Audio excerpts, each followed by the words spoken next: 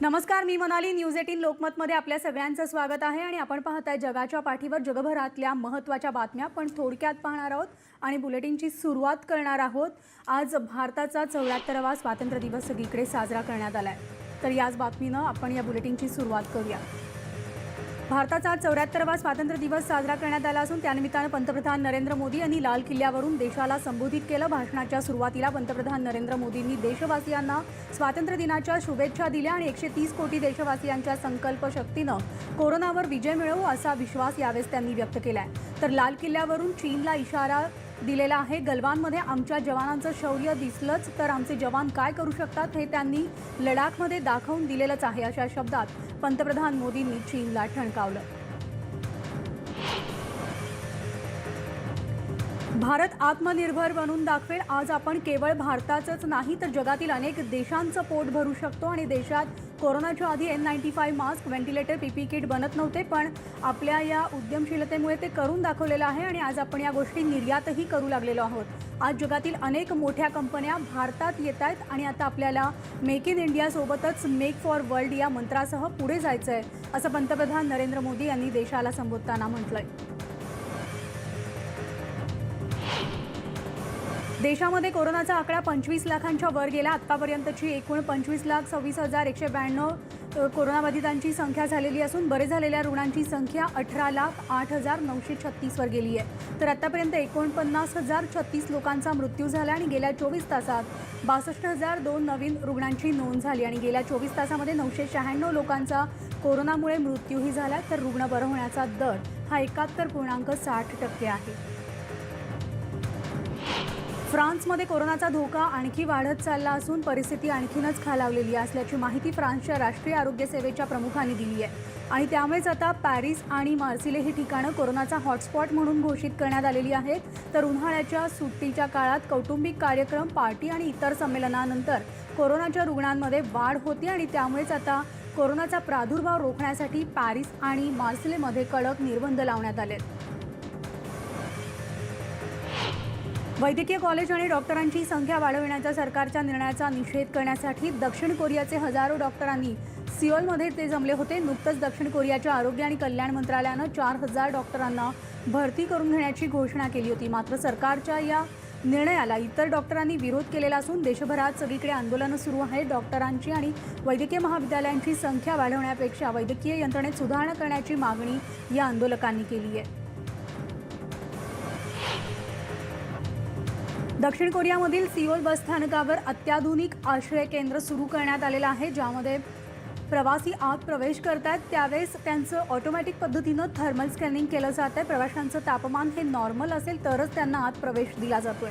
सार्वजनिक वाहतुकीमध्ये कोरोनाचा प्रसार रोखला जावा यासाठी हा नवीन पर्याय सुरू करण्यात आलाय. तर या आश्रय केंद्रावर अनेक सेवा सुविधा उपलब्ध करून देण्यात आल्या. स्पॅनिश आरोग्यमंत्री साल्वाडोर इल्ला यांनी कोरोनाचा प्रादुर्भाव रोखण्यासाठी देशात अनेक नवीन निर्बंध घालत असल्याची घोषणा केली आहे. तर या नव्या निर्बंधांमध्ये नर्सिंग होममध्ये रुग्णासोबत केवळ त्याच्या एका नातेवाईकाला राहता येणार आहे. तसंच एकमेकांमध्ये 2 मीटरचं अंतर ठेवणं शक्य नसल्यास सार्वजनिक ठिकाणी धूम्रपान करण्यास मनाई करण्यात आली आहे.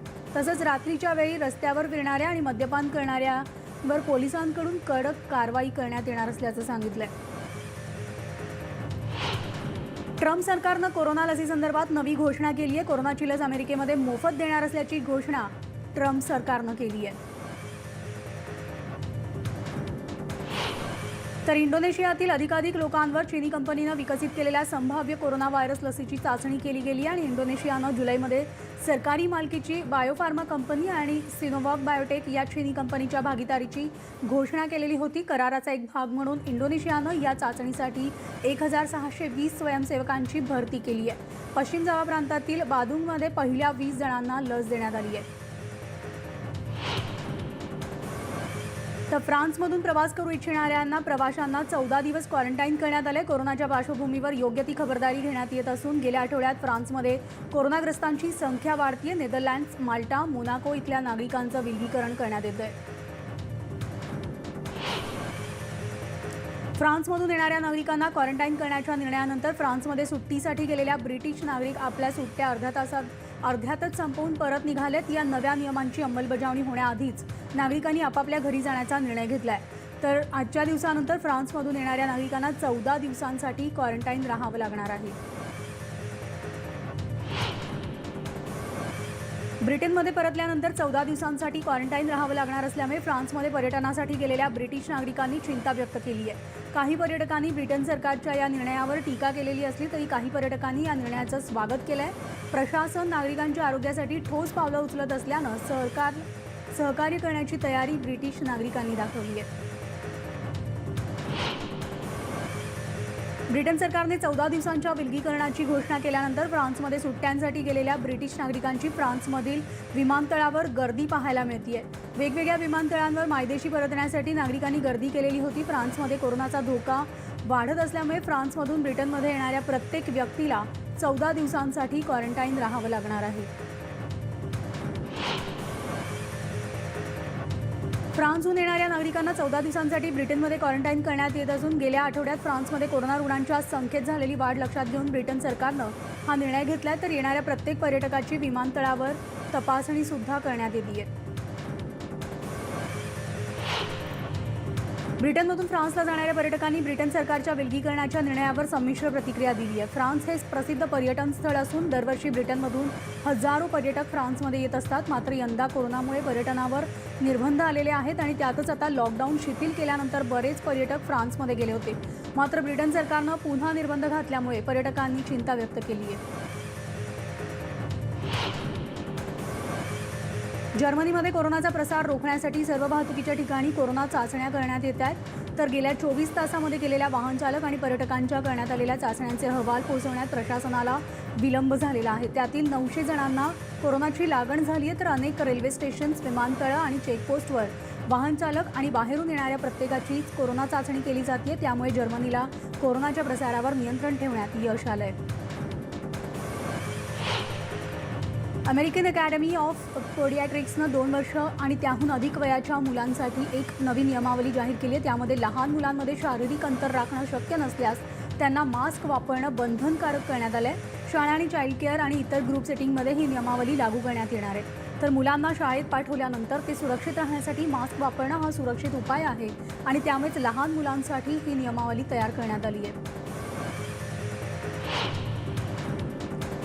कोरोनामुळे अनेक सर्कस चालक आणि कर्मचाऱ्यांवर मोठं आर्थिक संकट ओढावलंय। पेरूमधील लिमामामध्येच एका सर्कस चालकानं रस्त्याशेजारी तंबू बांधून नागरिकांचं मनोरंजन करत कुटुंबाचं पोट भरण्यास सुरुवात केली आहे। संपूर्ण पेरूमध्ये 500हून अधिक विदूषक सर्कसमध्ये काम करतात। मात्र कोरोनामुळे त्यांच्यावर आता उपासमारीची वेळ आली असून त्यामुळे आता काही जण छोट्या छोट्या वस्तू विकून आपल्या कुटुंबाचं पालनपोषण करतायत। कोविड-19चा प्रादुर्भाव असतानाही कोलंबियामधील फास्ट फूड चेनमधील एका रेस्टॉरंटनं आपल्या शाखा उघडायच्या ठरवल्या। तर या रेस्टॉरंटच्या ऑटोमॅटिक ब्रँचेस असतील आणि जिथं अजिबात संपर्क होणार नाही।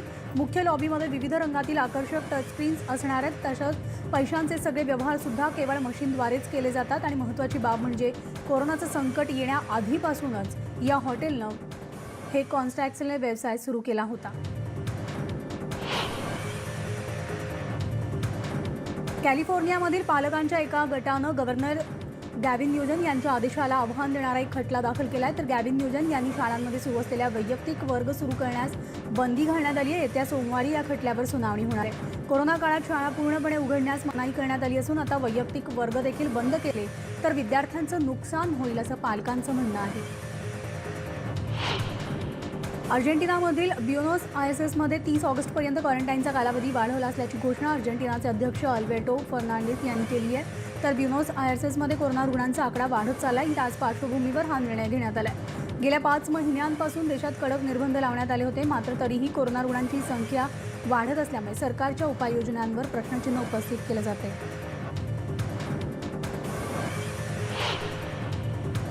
कोरोनाचा धोका कमी झाल्यामुळे चीनी देशानं निर्बंध उठवण्यास सुरुवात केली आहे। राजधानी सॅन्टियागोच्या रस्त्यांवर नागरिकांनी सुरक्षित अंतर ठेवावं यासाठी खुणा आखल्या जात आहेत। तर यामध्ये काही पालिका कर्मचाऱ्यांनी सुद्धा सहभाग घेतला होता।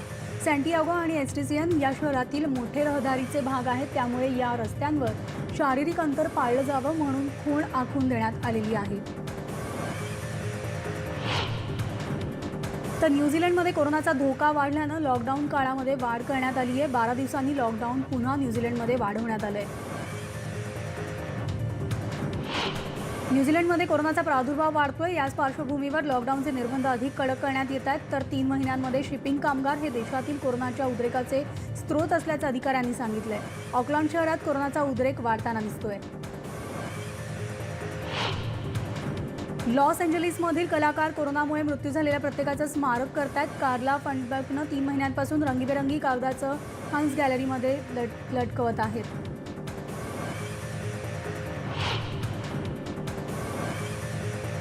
तर ह्युस्टनचे महापौर सिल्व्हस्टिन टर्नर यांनी कोरोनाच्या संकट काळात सार्वजनिक आरोग्य राखण्यासाठी काम करणाऱ्या स्वच्छता कामगारांना पाठिंबा दर्शवलाय। ह्युस्टनमध्ये 3,900 बेघर नागरिक आहेत आणि या बेघरांसाठी उभारण्यात आलेल्या छावणीची साफसफाई करण्यात आली आहे। तर या लोकांना शक्य तितकी मदत करत असल्याचं तिथल्या अधिकाऱ्यांनी सांगितलंय। ग्रीसमध्ये ऑर्थोडॉक्स यात्रेकरू सुट्टीच्या आधी टिनोसच्या एजियन बेटावर जात आहेत आणि या बेटावर असलेल्या चर्च हे नागरिक तिथं वर्षातून किमान एकदा तरी या बेटावर जात असतात आणि ग्रीक नेव्ही बँड आणि सन्मान रक्षक चर्चमधून डोंगराच्या पायथ्यापासून बंदरावर जाण्यासाठी मिरवणुकीचं नेतृत्व करतात। यंदा मात्र कोरोनाचं सावट असल्यामुळे नागरिकांना तिथं जाताना खबरदारीच्या उपाययोजना घेण्यास सांगण्यात आले। तर ब्रिटनचे प्रिन्स चार्ल्स यांनी ईशान्य स्कॉटलंडच्या आपत्कालीन सेवा देणाऱ्या कर्मचाऱ्यांचे आभार मानलेत। यावेळेस रॉयल आपत्कालीन कामगारांच्या धाडसाचं कौतुक केलं। मुसळधार पावसात दरड कोसळल्यानं झालेल्या दुर्घटनेत या कर्मचाऱ्यांनी युद्धपातळीवर काम केले।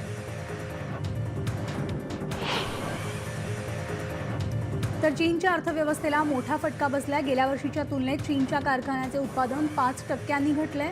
कोरोना काळात किरकोळ विक्रीत घट झाल्यामुळे ही घट झाली आणि चीनच्या निर्यातीत घसरण झाली आहे। अर्थव्यवस्थेची घडी बसवण्यासाठी तसंच उत्पादन पुन्हा सुरू करण्यासाठी सरकारनं अनेक धोरणं अवलंबली असल्याचं तिथल्या अधिकाऱ्यांनी म्हटलंय।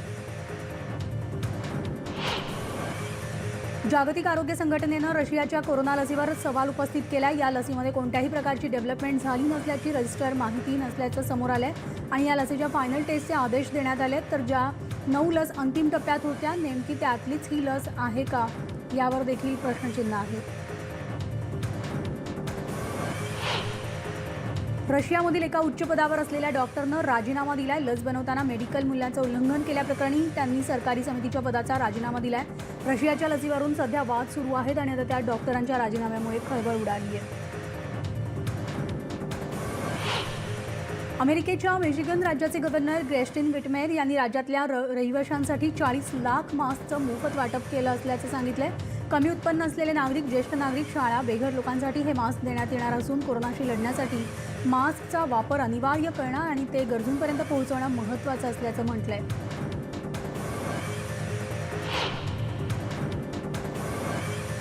तर इस्रायल आणि संयुक्त अरब अमिरातीमध्ये ऐतिहासिक करार झालाय। अनेक दशकांपासून सुरू असलेलं वैर बाजूला सारत या देशांमध्ये आता मैत्री पर्व सुरू होणार आहे। या कराराचं चीननं स्वागत केलंय। तर या करारामुळे इस्रायलनं व्यापलेल्या पश्चिमी भाग घेण्याबाबतची वादग्रस्त योजना स्थगित करण्याची आवश्यकता असल्याचं सुद्धा चीननं म्हटलंय।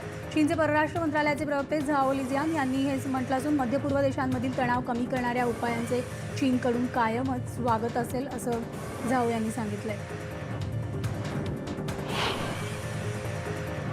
बेलारूसमध्ये नागरिक राष्ट्राध्यक्ष अलेक्झांडर लुकाशेन्को विरोधात रस्त्यावर उतरले आहेत। लुकाशेन्को यांनी आंदोलनकर्त्यांवर कठोर कारवाई केली जाणार असल्याचा इशारा दिला आणि निवडणूक निकालाच्या पार्श्वभूमीवर जवळपास 1,000हून अधिक लोकांना अटक करण्यात आलेली आहे। त्यापैकी काहींना सोडण्यातही आलं होतं आणि त्यांच्यापैकी बऱ्याच आंदोलनकर्त्यांना पोलिसांकडून निर्घृण मारहाण केली असल्याचा आरोप सुद्धा करण्यात आलेला आहे।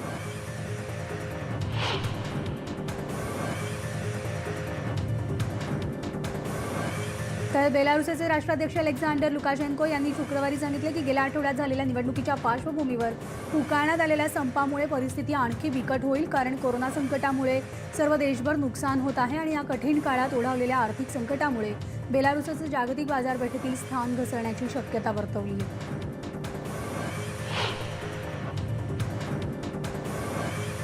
बेलारूसमध्ये हजारो नागरिकांनी सरकारविरोधात मोर्चा काढला। पुन्हा नव्यानं निवडणुका घ्याव्यात या मागणीसाठी मिन्स्क शहरात ही निदर्शनं झाली। तसंच निदर्शकांनी पोलिसांवर केलेल्या कारवाईवर सडकून टीकाही केली। रविवारी झालेल्या निवडणुकीत बेलारूसचे राष्ट्राध्यक्ष अलेक्झांडर लुकाशेन्को यांना 80% मतं मिळाली आणि आता त्यांची राजवट पुढची 26 वर्ष कायम राहणार आहे, याचाच अनेक स्तरातून विरोध करण्यात येतोय। तर बेलारुसचे राष्ट्राध्यक्ष लुकाशेन्को यांच्या राजीनाम्याची मागणी तिथले आंदोलनकर्ते करतायत। नुकत्याच झालेल्या निषेधांवरील पोलिसांच्या धडक कारवाईची निंदा करण्यासाठी मिन्स्क ट्रॅक्टर प्लांटमधील सुमारे 1000 कर्मचाऱ्यांनी शुक्रवारी निदर्शनं केली। बेलारुसच्या राष्ट्राध्यक्षपदाच्या निवडणुकीच्या विरोधात मॉस्कोमधील नागरिकांनी आंदोलन केले। वादग्रस्त निवडणुकीमध्ये हुकुमशहा अध्यक्ष अलेक्झांडर लुकाशेन्को यांची 26 वर्ष राजवट असणार आहे आणि या निवडणुकीविरोधात आंदोलनकर्ते एकवटले होते। बैरूतमध्ये झालेल्या भीषण स्फोटात तिथल्या 4 हॉस्पिटलचं मोठं नुकसान झालंय। त्यामुळे सध्याच्या कोविड-19च्या संकट काळात उपचार करणं आणखी कठीण झालेलं आहे। या स्फोटातील मृतांची संख्या त्यामुळे 178 वर गेली आहे, तर 6000हून अधिक लोक जखमी झाली आहेत आणि 30 जण बेपत्ता आहेत। तर 6 हॉस्पिटल्स 20 क्लिनिक्सचं नुकसानही झालंय, पण तिथं सध्या काही प्रमाणात उपचार सुरू आहेत।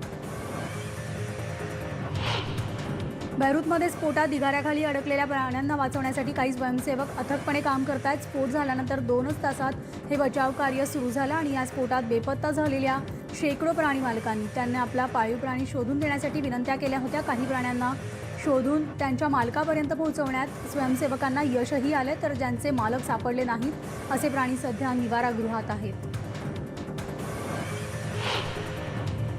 लेबनॉनच्या सरकारला या संकटातून बाहेर उभारी घेण्यासाठी काही धाडसी निर्णय घ्यावे लागतील, असं फ्रान्सचे संरक्षण मंत्री फ्लोरेन्स पार्ले म्हणाले। लेबनॉनच्या राष्ट्राध्यक्षांनी त्यांना लवकरात लवकर नवीन सरकार स्थापन करण्यासाठी आणि आवश्यक त्या सुधारणा करण्यासाठी दबाव टाकलाय। तर चीनमधील शांडोंग प्रांतामध्ये मोठा स्फोट झाल्याची घटना घडली। चीनी माध्यमांनी दिलेल्या माहितीनुसार चीनमधील शांडोंग प्रांतातील एका बाजारानजीक हा स्फोट झाला आहे आणि या स्फोटात किती जीवितहानी किंवा वित्तहानी झाली याची माहिती अद्याप मिळालेली नाही। परंतु हा स्फोट इतका भीषण होता की मोठ्या प्रमाणात धुराचे लोण पाहायला मिळाले। तसंच या स्फोटामुळे अनेक घरांची छतं उडाली आणि काचाही फुटल्या। गाझा आणि पूर्व जेरुसलेममध्ये पॅलेस्टिनी नागरिकांनी निदर्शनं केली आहेत, तर इस्रायल आणि UAE-मधील सामंजस्य कराराविरोधात ही निदर्शनं करण्यात आली होती। गाझा पट्टीत पॅलेस्टिनी झेंडे आणि पोस्टर्स फडकवण्यात आले, तर पॅलेस्टाईन विक्रीसाठी नाही अशा आशयाचे बोर्ड लावण्यात आले होते। यामध्ये विविध गटांचे कार्यकर्ते सहभागी झाले होते, तर UAEचे राजकुमार मोहम्मद बिन झायद यांचे फोटोही जाळण्यात आले।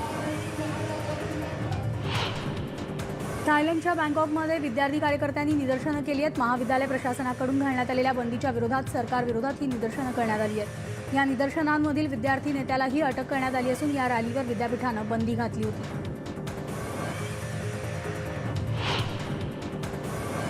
अमेरिकेचे राष्ट्राध्यक्ष डोनाल्ड ट्रम्प यांचे लहान भाऊ रॉबर्ट ट्रम्प यांना न्यूयॉर्कमधील रुग्णालयात दाखल करण्यात आले। 72 वर्षांच्या रॉबर्ट ट्रम्प यांना शुक्रवारी मॅनहॅटनमध्ये रुग्णालयात दाखल केलेलं असून डोनाल्ड ट्रम्प यांनी रॉबर्ट ट्रम्प यांची भेटही घेतली आहे। रॉबर्ट यांना नेमक्या कोणत्या कारणामुळे रुग्णालयात दाखल करण्यात आले याबद्दल अद्याप कोणतीही माहिती देण्यात आलेली नाही। इटालीतील जेनेवामधील मोरंडी पूल दुर्घटनेला 2 वर्ष पूर्ण झाली आहेत आणि या दुर्घटनेमध्ये 43 जणांचा मृत्यू झाला होता। या ठिकाणी क्लिअरिंग ऑफ मेमरी असं स्मारक बांधण्यात आलेलं असून तिथं स्मृती सोहळा आयोजित करण्यात आला होता। 2 वर्षांपूर्वी वादळी वाऱ्यासह झालेल्या पावसामुळे मोरंडी पूल कोसळला आणि ही दुर्घटना घडली। इटालियन शहरामधील जेनोवा शहरातील मोरंडी पूल दुर्घटनेला 2 वर्ष पूर्ण झाल्यामुळे पीडित कुटुंबियांनी दुर्घटनास्थळी जाऊन मेणबत्त्या लावल्या आणि शहरातील 3 ठिकाणांहून कॅन्डल मार्च काढण्यात आले होते आणि आता 2 वर्षांनंतर या ठिकाणी नवीन पूल बांधण्यात आलेला असून सेंट जॉर्ज ब्रिज असं या पुलाला नाव देण्यात आलंय। अमेरिकेचे परराष्ट्र सचिव माईक पॉम्पिओ यांनी ऑस्ट्रेलियाचे अर्थमंत्री गॅनेट ब्लुमेनची भेट घेतली असून यावेळेस 2 नेत्यांमध्ये व्यवसायासंदर्भात चर्चा झाली। ऑस्ट्रेलियाचे परराष्ट्र मंत्री अलेक्झांडर शेलेनबर्ग आणि चान्सलर सेबॅस्टियन कुर्ज यांच्यासोबत पॉम्पिओ यांची बैठक होणार आहे। संयुक्त अरब आणि इस्रायलमधील वाद संपवण्याच्या दृष्टीने प्रयत्न सुरू असून या 2 देशांमधील ऐतिहासिक सामंजस्य करार करण्यात येणार असून यामध्ये डोनाल्ड ट्रम्प यांनी महत्त्वाची भूमिका बजावली। अफगाणिस्ताननं शेवटच्या 400 तालिबान कैद्यांपैकी 80 कैद्यांची सुटका केली आहे। उर्वरित कैद्यांना कधी सोडलं जाणार याबद्दलची अद्याप कोणतीही माहिती नाही। तर अमेरिका आणि तालिबानमध्ये 18 वर्षांपासून सुरू असलेल्या संघर्ष संपवण्याच्या दृष्टीने एक करार करण्यात आला आहे। यामध्ये दोन्ही बाजूंनी कैद्यांची सुटका केली जाते, तर अफगाणिस्तानच्या ताब्यात असलेल्या 5000 तालिबान कैद्यांना आणि कैदेत असणाऱ्या 1000 शासकीय आणि लष्करातील अधिकाऱ्यांना सोडण्याची मागणी करण्यात आली आहे।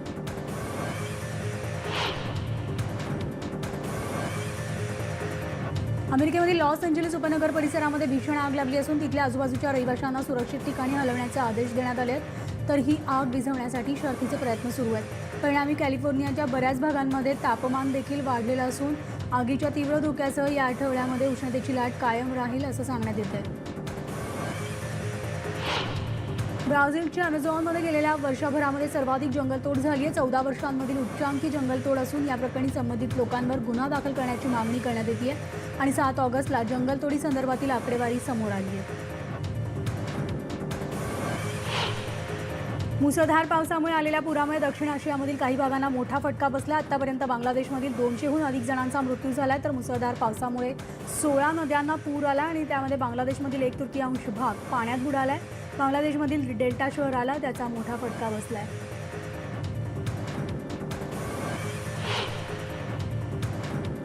अमेरिकेमधील आयोवा राज्यात झालेल्या वादळी वाऱ्यानंतर अनेक ठिकाणी मोठं नुकसान झालंय। सलग 5व्या दिवशी लोकांच्या घरांमध्ये वीज नाहीये आणि त्यामुळे रहिवाशांना मदत करण्याचं आश्वासन गव्हर्नर किम रेनॉल्ड यांनी केलेलं आहे। आयोवा नॅशनल गार्डच्या 100 कर्मचाऱ्यांकडून अनेक ठिकाणी पडलेली झाडं आणि मातीचे ढिगारे साफ करण्याचं काम सुरू आहे। तसंच डोनाल्ड ट्रम्प यांनी लवकरात लवकर संसाधनं उपलब्ध करून देण्याचं आश्वासन दिल्याचं सुद्धा किम यांनी सांगितलंय।